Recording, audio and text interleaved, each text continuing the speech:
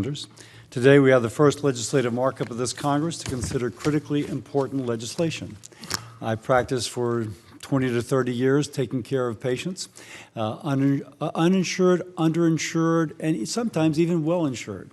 And the cost of prescription drugs could be an incredible barrier to they receiving the health care that they needed. I feel like on behalf of those patients, we are here today. While the process it took to get here was not easy, we have worked on two issues identified as key bipartisan priorities: pharmacy benefit manager reform and lowering the overall cost of prescription drugs.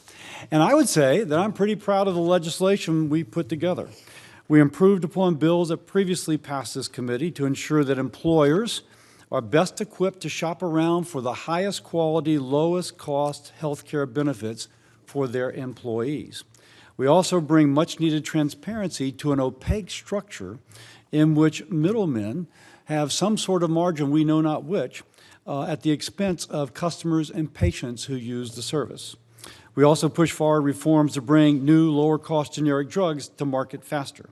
And the solutions we have today are almost perfect examples of how we can lower drug costs without overhauling the entire healthcare system or threatening the incentives and ability to produce life-saving drugs in the future. All of this, I am concerned about the process. The chair seems to incline to abandon a carefully balanced, bipartisan piece of legislation we negotiated over the last several weeks. Did I get every policy I wanted? No. Did my side give on some things? Yes. But there are parts of this bill that I would want to be different, yes. But that is what you do when you have bipartisan negotiation. In announcing a bipartisan deal last week with the chair, I did so with the expectation that we would protect the hard work and compromise that we had put in over the last several weeks. To me, that meant honoring commitments in areas where we agreed to disagree.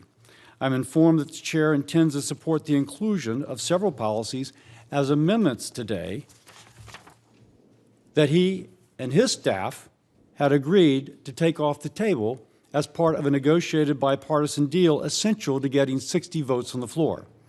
The overall package was negotiated in good faith on our side, with concessions made with the understanding and commitment from the chair and his staff that these policies would not be included. Now, any senator is entitled to file amendments to ask for her or his amendment to be considered. I applaud that. I don't begrudge any senator for asking for votes on an amendment. However, as leaders crafting and announcing this deal, there is an expectation that the chair and I will uphold the commitments we made in the negotiating room. That does not mean taking things off the table when we can't reach agreement, only to put them back on the table when we're here in the committee area. I am told, by the way, of the 4 amendments of which I am speaking, only one of the 4 were we given notice of the CBO score or of the technical assistance that had been rendered. And today we understand that they do have technical assistance and CBO scores. That's not the way to run a committee. I'm just saying that. And it's not the way that I build trust with my down dais, that we are actually working together as a team in order to get something accomplished. At some point, process matters. And I'm sorry to be a skunk in the room. One more thing. When I get that TA and I get that CBO, I can work my down dais to make sure that they're on board, my co-sponsor, Roger Marshall, and everybody else, and then I got to go to my conference. That should happen before we show up today, not for us to find out about it today, and so now I have to go and do that. Hopefully for these particular amendments, the chair will join me in moving to table or oppose to protect the deal we carefully crafted to not only report the legislation favorably out of committee, but to pass the full Senate in strong bipartisan fashion. With that, I yield.